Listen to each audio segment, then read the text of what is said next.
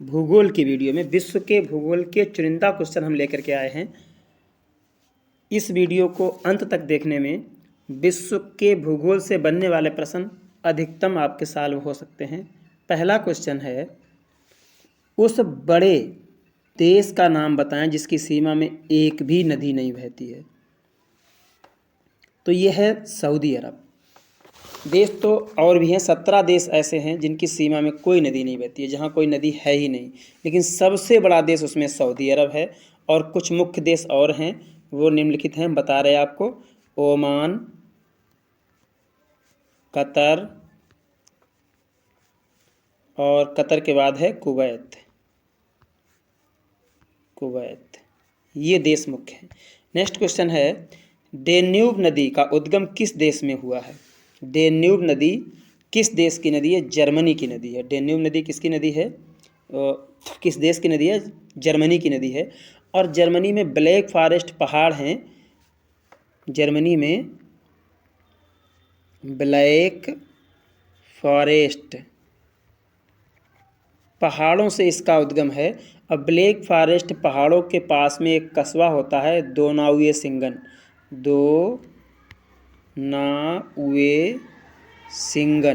सिंगन, इस कस्बे के पास से इसका उद्गम होता है।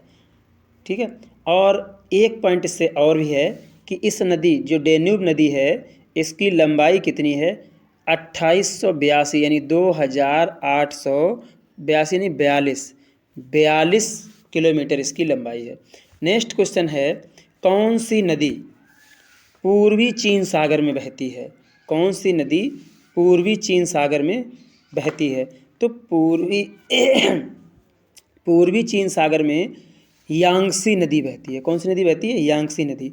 और इस नदी से मानव सभ्यता का विकास हुआ है, इसलिए इस नदी को सभ्यता का पालना घर और कहते हैं। पूछ दिया जाता है कभी कभी, सभ्यता का पालना घर किस नदी को कहते हैं? वो यांगसी नदी को कहते हैं। और ये बहती कहाँ पर है? चीन में। ये संघाई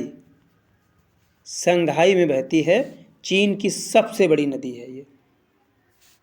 चलिए, नेक्स्ट क्वेश्चन है, निम्नलिखित में से कौन सी नदी विषुवत रेखा को 2 बार पार करती है? यहाँ पर हम आपको 3 क्वेश्चन बताएंगे, बहुत इंपॉर्टेंट क्वेश्चन है। पहला तो कांगो नदी विषुवत रेखा को, ये ग्लोब है, ये भूमध्य रेखा, इसी को विषुवत रेखा कहते हैं। ये 0 डिग्री पर है। ये मकर रेखा 23.5 डिग्री उत्तरी अक्षांश है। और ये कर्क रेखा थी, मकर रेखा ये नीचे है। ये 23.5 डिग्री दक्षिणी अक्षांश। 23.5 डिग्री दक्षिणी अक्षांश पर कौन सी रेखा है? मकर रेखा। 23.5 डिग्री उत्तरी अक्षांश पर कौन सी रेखा है? कर्क रेखा। आप तीनों क्वेश्चन को देख लीजिए, जो यहाँ से 3 क्वेश्चन बनने वाले हैं। कांगो नदी है अफ्रीका महाद्वीप की। अफ्रीका महाद्वीप की, कौन से महाद्वीप की? अफ्रीका महाद्वीप की एक प्रमुख नदी है। और ये कांगो नदी इस रेखा को 2 बार पार करती है। ठीक है, ये भूमध्य रेखा को।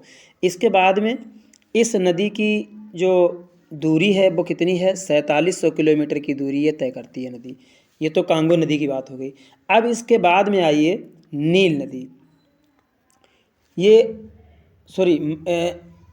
नील के बाद पहली दक्षिण अफ्रीका की नील नदी सबसे बड़ी नदी है। और उसके बाद में दूसरी सबसे बड़ी नदी कांगो नदी है। तो ये कांगो नदी की बात हो गई। अब आते हैं लिम्पोपो नदी पर। दक्षिण अफ्रीका की एक और नदी है, उसका नाम क्या है? उसका नाम है लिम्पोपो। क्या नाम है? लिम्पोपो नदी जो है वो इस रेखा को, जो हमारे पास नीचे दी हुई है 23.5 डिग्री दक्षिणी से मकर रेखा को 2 बार पार करती है। ये भी दक्षिण अफ्रीका की नदी है। इसके बाद में एक भारत की नदी है। भारत की कौन सी नदी है? माही नदी नाम है इसका। ये कर्क रेखा को 2 बार पार करती है। ठीक है, तो आपके कितने क्वेश्चन हो गए? कांगो नदी, हम आपको दोबारा से बता दें सही से। कांगो नदी विषुवत रेखा को 2 बार पार करती है। और लिम्पोपो नदी मकर रेखा को 2 बार पार करती है। और माही नदी ये कर्क रेखा को 2 बार पार करती है। माही नदी कहाँ की है? ये भारत की नदी है। और लिम्पोपो नदी दक्षिण अफ्रीका की है, और कांगो नदी ये भी दक्षिण अफ्रीका की है। ठीक है, चलिए नेक्स्ट क्वेश्चन है, पृथ्वी पर कितने प्रतिशत ताज़ा जल पाया जाता है? पृथ्वी पर 0.3% ताज़ा जल है और 97% खारा जल है। ठीक है, जो पीने के लायक नहीं है। नेक्स्ट क्वेश्चन, निम्नलिखित में से कौन सा सतह जल संसाधन का एक उदाहरण है? सतह जल का मतलब होता है जो पृथ्वी के ऊपर भरा हुआ जल है सतह पर, तो ये झील होती है सतह जल। कुआं पृथ्वी के अंदर होता है, समुद्र भी, और टैंकर तो ना पृथ्वी के अंदर होता है ना ऊपर, वो तो टैंकर में होता है पानी। नेक्स्ट क्वेश्चन है, निम्नलिखित में से कौन मीठे पानी का सबसे बड़ा स्रोत है? मीठे पानी का सबसे बड़ा स्रोत नदी होती है, बाकी इन तीनों का पानी खारा होता है, सागर और महासागर का। नेक्स्ट क्वेश्चन होता है यूरोप में उच्चतम पर्वत शिखर में से एक माउंट एल्ब्रस कहाँ स्थित है?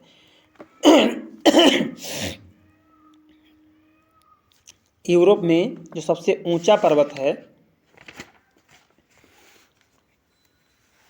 यूरोप में उच्चतम पर्वत शिखर में एक माउंट एल्ब्रस, यूरोप का जो ऊंचा पर्वत है माउंट एल्ब्रस, ये इसकी समुद्र तल से लगभग ऊंचाई है 5633 किलोमीटर। ये यूरोप का सबसे ऊंचा पर्वत है, और ये स्थित कहाँ है? ये स्थित है रूस में। कहाँ स्थित है? रूस में स्थित है ये। और रूस क्या है? क्षेत्रफल की दृष्टि से सबसे बड़ा देश रूस है। ठीक है, नेक्स्ट क्वेश्चन है, कौन सी पर्वत की चोटी पृथ्वी के केंद्र से दूरतम स्थित पर है? अब ये पृथ्वी जो है इस तरीके से है, ये आकार पृथ्वी का रहा है, जो व्यास के ऊपर होगी पर्वत होगा वही सबसे, जो कि जो गेंद होती है व्यास टाइप की होती है, वो व्यास पर जो होगा वो सबसे दूर, उसका केंद्र पृथ्वी के केंद्र से सबसे दूरी स्थिति पर होगा। ठीक है, अगर व्यास के अलावा कहीं होगा तो इतना। तो अब इसमें देखिए, माउंट चिम्बराजो पर्वत है, माउंट चिम्बराजो पर्वत जो है, सॉरी माउंट किलिमंजारो टिक करके, माउंट चिम्बराजो जो पर्वत है, ये पर्वत सबसे, एक मिनट रुक जाइए भाई, माउंट चिम्बराजो ये पर्वत जो है पृथ्वी की सतह से, पृथ्वी के केंद्र से सबसे दूरतम स्थिति पर स्थित है। क्यों? क्योंकि इक्वाडोर में है, विषुवत रेखा पर स्थित है। और कहाँ है? इक्वाडोर विषुवत रेखा पर है। ठीक है, अगर पूछ दिया जाए कहाँ स्थित है तो हम आंसर लगा देंगे इक्वाडोर पर स्थित है। ठीक है, नेक्स्ट क्वेश्चन है, हिमालय के सर्वोच्च शिखर माउंट एवरेस्ट की कितनी ऊंचाई है? ये है 8848, अब थोड़ा बढ़ गई है, लगभग 50 के हो गई है। 8848 ऑप्शन अभी लिख के आता है, तो उसी को टिक करेंगे। और इस माउंट एवरेस्ट को, ये कहाँ पर है? भारत और नेपाल की सीमा पर है, भारत और नेपाल की सीमा पर है। और नेपाल में से कहा जाता है? नेपाल में से कहा जाता है सागरमाथा। किसको? माउंट एवरेस्ट को नेपाल में इसका नाम है सागरमाथा। चलिए नेक्स्ट क्वेश्चन है, निम्नलिखित में से कौन सा उच्चतम पर्वत शिखर गैर एशियाई है? बहुत अच्छा क्वेश्चन है। निम्नलिखित में से कौन सा उच्चतम पर्वत शिखर गैर एशियाई है? तो अकांकागुआ पर्वत जो है ये गैर एशियाई, ये एशिया में नहीं है, और ये पर्वत अर्जेंटीना में स्थित है। कहाँ स्थित है? अर्जेंटीना में, अर्जेंटीना में ये पर्वत स्थित है। नेक्स्ट क्वेश्चन है, विश्व की सबसे बड़ी पर्वत श्रृंखला कौन सी है? विश्व की सबसे बड़ी पर्वत श्रृंखला, सबसे लंबी, सबसे ऊंची नहीं पूछ रहा है, सबसे बड़ी पर्वत श्रृंखला जो है वो एंडीज पर्वत श्रृंखला है। कौन सी है? एंडीज पर्वत श्रृंखला है। कुछ पर्वत श्रृंखलाएं इधर दी हुई हैं आपको, कुछ पर्वत श्रृंखलाएं आपको दी हुई हैं, देखिए क्रम से। सबसे बड़ी एंडीज पर्वत श्रृंखला है, और राकी पर्वत दूसरा सबसे बड़ा है, हिमालय एशिया में तीसरा सबसे बड़ा है। और महान डिवाइडिंग ये श्रृंखलाएँ हैं जो लंबी लंबी श्रृंखलाएँ बनती हैं, महान डिवाइडिंग श्रृंखला ये ऑस्ट्रेलिया में है, चौथे नंबर पे है। और ट्रांस अंटार्कटिका, ये अंटार्कटिका में 3500 किलोमीटर। तो इनकी जो लंबाइयाँ हैं वो लिखी हुई हैं। ठीक है, तो इसके बाद में नेक्स्ट क्वेश्चन है, तनामी रेगिस्तान किस देश में स्थित है? तनामी रेगिस्तान ऑस्ट्रेलिया में स्थित है। कहाँ स्थित है? ऑस्ट्रेलिया में स्थित है। और किस स्थान पर? द ग्रेट सेंटी रेगिस्तान, इस पर एक द ग्रेट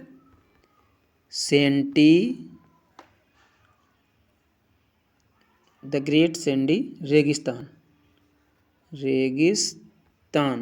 इसके पूर्व में स्थित है। और तनामी रेगिस्तान का क्षेत्रफल लगभग कितना है? 37,500 वर्ग किलोमीटर इसका क्षेत्रफल है। ठीक है।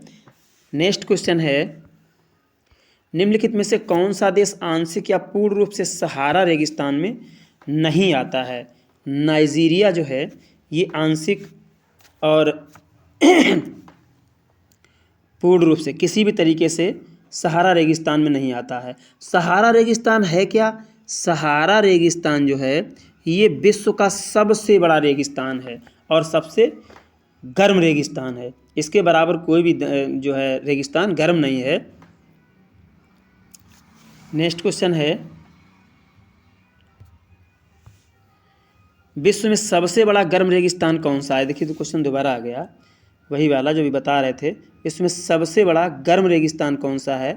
तो विश्व में सबसे बड़ा गर्म रेगिस्तान सहारा, अभी आपको बता चुके हैं जस्ट इससे पहले। नेक्स्ट क्वेश्चन है, कजाइल कुम रेगिस्तान कहाँ स्थित है? कजाइल कुम रेगिस्तान कहाँ स्थित है? तो इसमें दो ऑप्शन सही जा रहे हैं भैया, ये उज्बेकिस्तान में भी है और तुर्कमेनिस्तान में भी है, ठीक है, दोनों में है। और इसका क्षेत्रफल है 2,98,000 वर्ग किलोमीटर, ठीक है, 2,98,000 वर्ग किलोमीटर। और ये दो नदियाँ होती हैं, वहाँ पर इनके स्थानीय नाम हैं सीर दरिया, सीर दरिया, और दूसरी नदी का नाम है अमू दरिया, अमू दरिया। इन दोनों नदियों के बीच का जो दोआब है वहाँ पर ये रेगिस्तान स्थित है, कजाइल कुम रेगिस्तान। नेक्स्ट क्वेश्चन है, जहाँ ऋतु के अनुसार पेड़ों की पत्तियाँ झड़ जाती हैं उन्हें क्या कहते हैं? कुछ ऐसे पौधे होते हैं जो गर्मी आने से पहले अपनी पत्तियाँ गिरा देते हैं, उनको हम पर्णपाती वन कहते हैं। बसंत ऋतु में ये पत्तियाँ अपनी गिरा देते हैं ताकि पानी के जो वाष्पोत्सर्जन हो रहा है उसको कम किया जा सके। निम्नलिखित में से किस महाद्वीप में उष्णकटिबंधीय पर्णपाती वनों का विस्तार अधिक है? उष्णकटिबंधीय पर्णपाती वन जो हैं एशिया महाद्वीप में सबसे अधिक हैं। नेक्स्ट क्वेश्चन है, विश्व में सबसे बड़े व घने वन कहाँ पर हैं? विश्व में सबसे बड़े और घने वन, आपको लॉजिक बता दें, जब भी होंगे तो विषुवत रेखा पर होंगे, क्योंकि विषुवत रेखा पर डे बारिश होती है और बारिश होने से वहाँ पर घने जंगल होंगे। और विषुवत रेखा पर कौन सा देश इसमें है? ब्राज़ील है। क्या है? ब्राज़ील। यहाँ पर वर्ष भर वर्षा होती है विषुवत रेखा पर। ये जो ग्लोब है, यहाँ जो विषुवत रेखा है, यहाँ पर जितने वन होंगे वो सबसे अधिक घने वन होंगे और बड़े वन होंगे, ठीक है। और इन जंगलों को सदाबहार नाम से भी जानते हैं। किस नाम से? सदाबहार, क्योंकि ये हमेशा हरे भरे रहते हैं। सदाहरित नाम से भी जानते हैं इनको। और एक नाम इनका और होता है सेलवास, सेलवास नाम से भी इन जंगलों को जानते हैं, ठीक है। और इसके अतिरिक्त कांगो, कांगो एक देश है, वहाँ के जंगल और प्रसिद्ध हैं, ठीक है। चलिए, एक इसमें ब्राज़ील दिया है, ब्राज़ील और ऑप्शन दिया है, तो यही हमारा ऑप्शन सही भी था, ब्राज़ील। ये एक चीज़ के लिए और प्रसिद्ध है, यहाँ पर क्या उत्पत्ति होता है? कहवा, कहवा के लिए ब्राज़ील बहुत प्रसिद्ध है, कहवा उत्पादन में। ये भी क्वेश्चन पूछा जा चुका है कई बार। आगे, निम्नलिखित में को सुमेलित कीजिए। करिए भाई सुमेलित। देखिए, मानसूनी वन, मानसूनी वन कहाँ हो, मानसूनी वन क्या होते हैं इनमें से? मानसूनी वन में सागौन और साकू आते हैं, ये है यहाँ पर, ये मिल गया। दूसरा है विषुवत रेखीय वन, विषुवत रेखीय वन में महोगनी और रोजवुड हैं, विषुवत रेखीय वन महोगनी और रोजवुड हैं। इसके बाद भूमध्य सागरीय वन, भूमध्य सागरीय वन में आलू बुखारा और जैतून है। इसके बाद कोणधारी वन, कोणधारी वन में चीड़ और फर हैं, ठीक है। इस तरीके से ये सम्मिलित हो गया। नेक्स्ट क्वेश्चन है, यूरोप में कितने देश हैं? यूरोप में कितने देश हैं? तो यूरोप में कुल 44 देश हैं। नेक्स्ट क्वेश्चन है, और यूरोप के बारे में, और यूरोप बड़ा महाद्वीप नहीं है, मतलब बड़े महाद्वीपों में इसका 6वां नंबर है, इससे बड़े 5 महाद्वीप और हैं, ठीक है। और देशों की संख्या 44 है। 2 देश और ऐसे हैं, रूस और टर्की या तुर्की, ये 2 देश ऐसे हैं जो यूरोप और एशिया दोनों का हिस्सा है, यूरोप में भी आते हैं और एशिया में भी आते हैं। अगला क्वेश्चन है, निम्नलिखित में से किसकी सीमा अफगानिस्तान से नहीं मिलती है? निम्नलिखित में से किसकी सीमा? तो ये रूस की सीमा जो है अफगानिस्तान से नहीं मिलती है, बल्कि उज्बेकिस्तान, तजाकिस्तान, तुर्कमेनिस्तान, इन सब की सीमा अफगानिस्तान से मैच कर मिलती है। निम्नलिखित में से, निम्नलिखित को क्रम से दक्षिण से उत्तर की ओर व्यवस्थित कीजिए। दक्षिण से उत्तर की ओर व्यवस्थित कीजिए तो दक्षिण अफ्रीका ये सबसे दक्षिण में है, नंबर 1 पे हो गया। और इसके बाद में नंबर 2 पे आएगा तंजानिया, इसके बाद में नंबर 3 पे आएगा नाइजीरिया और इसके बाद में अल्जीरिया। तो ये हमारा क्रम कौन सा हो जाएगा, 2, 3 और इसके बाद में 1 और फिर अल्जीरिया 4, 2, 3, 1, 4 ये क्रम हमारा हो जाएगा। ठीक है। नेक्स्ट क्वेश्चन है, निम्नलिखित में से कौन सा देश स्लोवाकिया के पड़ोसी देश नहीं, स्लोवाकिया का पड़ोसी देश नहीं है। तो स्लोवाकिया का पड़ोसी देश जो है, इनमें से एक देश है जो नहीं है, बाकी 3 देश हैं जो हैं, वो हमें छांटना है। हंगरी जो है वो स्लोवाकिया का पड़ोसी देश नहीं है, बाकी जो हैं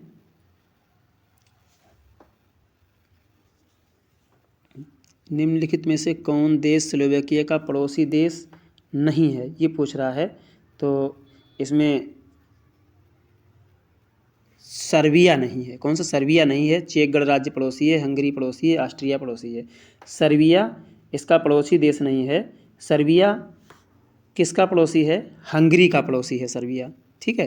अगर हंगरी का पूछा जा रहा होता तो सर्बिया भी आ जाता, लेकिन सर्बिया, ये 3 हैं, ये स्लोवाकिया के पड़ोसी देश हैं। नेक्स्ट क्वेश्चन है, निम्नलिखित में से कौन स्कैंडिनेवियन देश के समूह में शामिल है? स्कैंडिनेवियन देशों का एक समूह है और उस समूह में सूडान शामिल नहीं है। सूडान, ठीक है, उस समूह में सूडान शामिल नहीं है, बाकी देश इसमें शामिल हैं।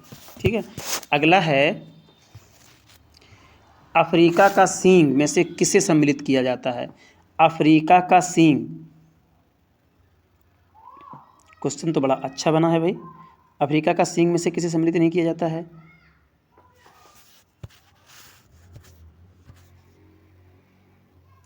अफ्रीका का सींग में सूडान को शामिल नहीं किया गया, बाकी इथियोपिया, इरिट्री, सोमालिया ये अफ्रीका के सींग में शामिल हैं।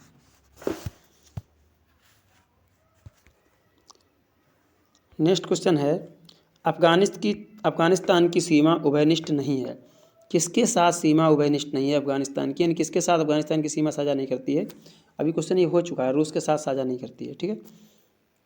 नेक्स्ट क्वेश्चन है, इनमें से कौन सा देश भारत के साथ सबसे लंबी सीमा बनाता है? आप सभी को पता होगा कि भारत के साथ सबसे लंबी सीमा बांग्लादेश बनाता है। कितनी सीमा बनाता है? 4096.7 किलोमीटर की सीमा बनाता है।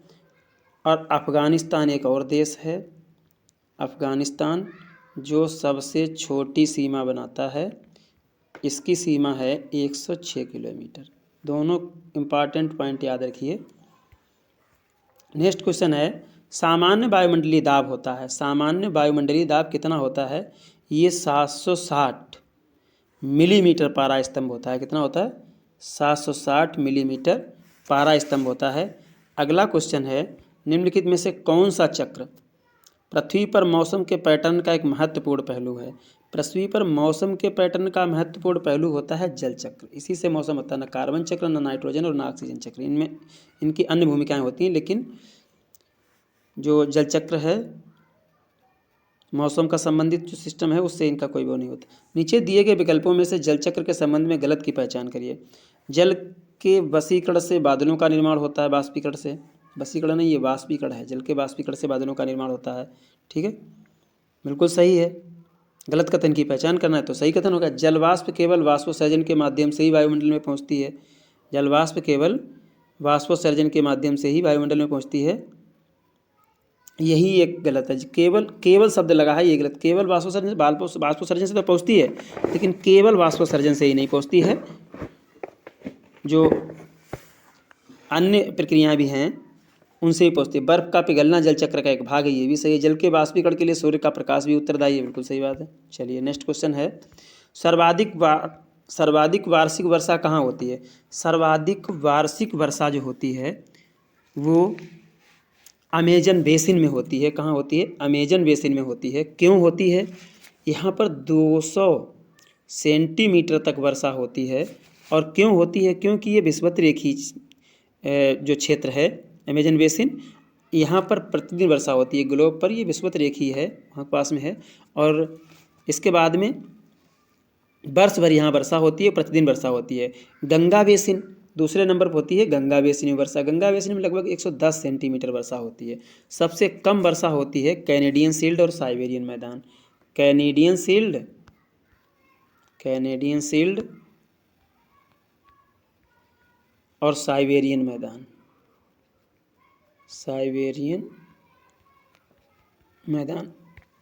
इनमें सबसे कम वर्षा होती है। नेक्स्ट क्वेश्चन है, किसी क्षेत्र की औसत जलवायु जानने के लिए निम्न में से किसका योगदान नहीं है? किसी क्षेत्र की औसत जलवायु जानने के लिए वहाँ के वृक्षों की संख्या का कोई योगदान नहीं। आर्द्रता, वायु की गति और वर्षा, इन तीनों का योगदान होता है। नेक्स्ट क्वेश्चन है, अक्षांश का एक वृत्त जो पृथ्वी की भूमध्य रेखीय सतह से 52 डिग्री दक्षिण में है, क्या कहलाएगा? ये जो है अक्षांश, इस पे वृत्त बने हुए हैं। कितने वृत्त बने हुए हैं? 180 वृत्त बने हुए हैं। हर 1 डिग्री पर वृत्त खींचे गए हैं। ये इस रेखा के उत्तरी तरफ वाले ये हो गए उत्तरी अक्षांश, और इस रेखा से दक्षिण वाले ये हो गए दक्षिणी अक्षांश। ठीक है, तो यहाँ पर 52 डिग्री दक्षिण पर जो बना हुआ है वो क्या कहलाएगा? ये कहलाएगा 52वां समांतर दक्षिण, क्योंकि ये सभी रेखाएं समांतर हैं, तो 52वां समांतर दक्षिण कहलाएगा। नेक्स्ट क्वेश्चन है, शरदीय विषुव 2019 में था। देखिए 2019 में क्या कभी भी शरदीय विषुव एक ही होता है। विषुव का मतलब होता है जहाँ पर दिन रात बराबर होते हैं। क्या होते हैं? दिन और रात बराबर, उसे क्या कहते हैं? विषुव कहते हैं। उसे क्या कहते हैं? विषुव कहते हैं। दिन रात बराबर होते हैं। अब दिन रात साल में 2 बार बराबर होते हैं। पहला तो होता है 21 मार्च को, और 21 मार्च के बाद 23 सितंबर को, 23 है ये भैया, 23 सितंबर को दिन रात और बराबर होते हैं। ऐसी स्थिति में 2 विषुव होते हैं साल में। पहला विषुव होता है 21 मार्च को, दूसरा होता है 23 सितंबर को। 23 सितंबर वाले विषुव को कहते हैं शरद विषुव, और 21 मार्च वाले विषुव को कहते हैं बसंत विषुव। क्या कहते हैं? बसंत विषुव। ये बसंत ऋतु में होता है, तो इसको कहते हैं बसंत विषुव। तो अब इसमें शरद विषुव पूछा है, शरदी विषुव। शरदी विषुव कब होता है? ये 23 सितंबर को होता है, और बसंत विषुव होता है 21 मार्च को। 23 सितंबर और 21 मार्च, इन दोनों को दिन और रात बराबर होते हैं। और 22 दिसंबर को सबसे छोटा दिन होता है। सबसे छोटा दिन कब होता है? 22 दिसंबर को सबसे छोटा दिन होता है, और 21 जून को सबसे बड़ा दिन होता है। ये 4 दिनों की तिथियां हैं, आपको याद करा दी हमने। अगला है, ग्रीनविच मीन टाइम भारतीय मानक समय से कितने घंटे आगे है?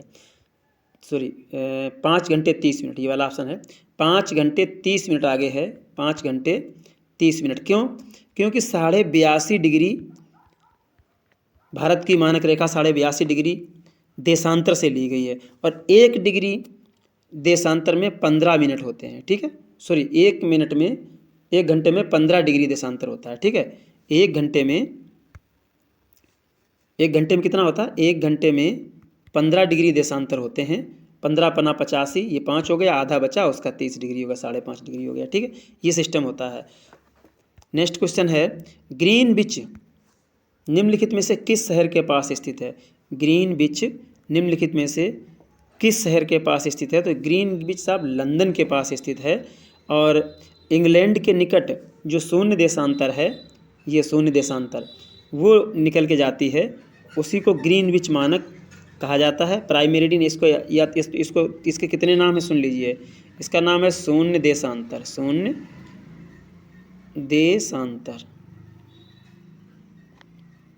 शून्य देशांतर इसका नाम है। इसका नाम है ग्रीनविच रेखा। क्या नाम है? ग्रीनविच। और इसका नाम है प्राइम मेरिडियन।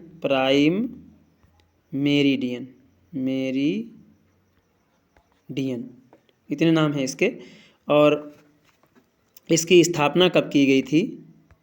जो प्राइम यानी ग्रीनविच रेखा है या मानक समय रेखा, इसकी स्थापना भारतीय मानक समय, इसकी जो है नहीं, भारत के जो मानक समय है, इसकी स्थापना, भारत का मानक समय कहाँ से लिया गया है? भारत का मानक समय लिया गया है 82 डिग्री और 30 मिनट से, 82.5 डिग्री देशांतर से कौन से देशांतर से? पूर्वी देशांतर। एक चीज़ और है, पूर्वी देशांतर। देखो समझ लीजिए, पूर्वी देशांतर पश्चिमी देशांतर होता क्या है। ये रहा ग्लोब, ये पृथ्वी का नमूना है, ये है विषुवत रेखा, भूमध्य रेखा, और ये भी एक तरीके से भूमध्य रेखा, लेकिन ये देशांतर है, 0 डिग्री देशांतर। खड़ी रेखाओं को देशांतर रेखा कहते हैं, और जो इस तरीके की रेखाएं हैं ये कौन सी? अक्षांश रेखाएं होती हैं। कौन सी रेखाएं होती हैं? ये अक्षांश रेखाएं होती हैं। अब इनमें समझ लीजिए, ये 0 डिग्री यही ग्रीनविच रेखा है, यही मेन मानक समय है विश्व का, और भारत का मानक समय। अब इसके इधर वाला पूर्वी देशांतर है, इधर वाला पश्चिमी देशांतर है। इस रेखा के इधर वाला ये भी पूर्वी देशांतर है, ये भी पश्चिमी देशांतर है। इस रेखा के इधर वाला ये दक्षिणी अक्षांश है, इस रेखा के इधर वाला ये उत्तरी अक्षांश है, ये दक्षिणी अक्षांश है। तो यहाँ पर 82 डिग्री पूर्वी देशांतर से भारत का मानक समय लिया गया। इधर भी 82 डिग्री होगा, ये 0 के इधर भी चलेगा और इधर भी चलेगा डिग्री, तो 82 डिग्री से ये लिया गया है। ठीक, अब 0 डिग्री से जिधर पश्चिम की तरफ चलेंगे तो टाइम जुड़ेगा, वो सॉरी पूर्व की तरफ, और पश्चिम की तरफ चलेंगे तो टाइम घटता है। और इसकी स्थापना जो है भारतीय मानक समय जो 82 डिग्री ले गया, इसकी स्थापना भारतीय मानक समय की कब हुई है? ये 1 सितंबर, बहुत इंपॉर्टेंट पॉइंट याद रखने वाला है, 1 सितंबर और 1947 को स्थापना की गई थी। नेक्स्ट क्वेश्चन है कर्क रेखा। ये क्वेश्चन छूट गया क्या? कर्क रेखा कहाँ से गमन करती है? कर्क रेखा आप देखिए, इसमें 2 तो ऑप्शन साफ साफ खत्म हो गए, जिनमें भारत नहीं है। आपको पता भारत के बीचों बीच से निकलती है, 2 खत्म हो गए। अब बचा है भारत और ईरान, और भारत और सऊदी अरब। तो कर्क रेखा भारत और सऊदी अरब से निकलती है। ये ऑप्शन हमारा नंबर 3 सही हो जाएगा। भारत और सऊदी अरब से कर्क रेखा, भारत के 8 राज्यों से होकर कर्क रेखा जाती है। आप याद कर लेंगे मित्र पर गमछा झाड़ करके, ठीक है। कौन कौन से देश हैं बता देंगे आपको। मित्र पर गमछा झाड़ इसकी ट्रिक है। तो मित्र से मतलब हो गया मिजोरम। राज्य इसके हैं गुजरात, मध्य प्रदेश, छत्तीसगढ़, झारखंड, पश्चिम बंगाल, त्रिपुरा और मिजोरम, राजस्थान। ये 8 राज्य हो गए। नेक्स्ट क्वेश्चन है, एक अक्षांश डिग्री कितने किलोमीटर को दर्शाता है? एक अक्षांश डिग्री ये वाला जो है ये 0 डिग्री है, और 0 डिग्री के बाद जो 1 डिग्री पर रेखा खींची जाएगी, इधर भी 1 डिग्री पर एक रेखा खींची जाएगी, ये 1 डिग्री उत्तरी अक्षांश होगी, 1 डिग्री दक्षिणी अक्षांश होगी। तो इन 2 रेखाओं के बीच की दूरी पूछ रहा है, ये 111 किलोमीटर होती है। कितनी होती है? 111 किलोमीटर। नेक्स्ट क्वेश्चन है 41 दिन और रात कहाँ बराबर होते हैं? दिन और रात हमेशा विषुवत रेखा पर बराबर होते हैं। ये जो विषुवत रेखा है यहाँ पर हमेशा दिन रात बराबर होते हैं, इसको भूमध्य रेखा भी कहते हैं। प्राइम मेरिडियन ये वाली रेखा होती है, अंटार्कटिका ये वाला भाग है, आर्कटिक ये वाला भाग है, ठीक है। और यही ध्रुव कहे जाते हैं, ये उत्तरी ध्रुव है और ये दक्षिणी ध्रुव है। इसमें ऑप्शन में जो चीज़ें दी हैं हमने सारी आपको बता दी हैं। नेक्स्ट क्वेश्चन है, 1 घंटे में समांतर देशांतरी दूरी होती है। अभी जस्ट पहले आपको बता चुके 1 घंटे में 15 डिग्री समांतर देशांतरी दूरी होती है। नेक्स्ट क्वेश्चन है, दुनिया को समय क्षेत्र में बांटा गया है। दुनिया को कुल कितने समय क्षेत्र में बांटा गया है, ये क्वेश्चन है। तो दुनिया में 24 समय क्षेत्र हैं। कितने हैं? 24 समय क्षेत्र हैं। भारत में कितने समय क्षेत्र हैं? भारत में 1 समय क्षेत्र है। भारत में जो अरुणाचल प्रदेश है पूर्वी प्रांत, और इधर अरुणाचल प्रदेश का, 1 मिनट रुक जाइए, 24 तो समय क्षेत्र हो गए। इसके बाद में जो अरुणाचल प्रदेश है भारत में, ये पूर्वी हो गया, और इधर है गुजरात, पश्चिमी हो गया।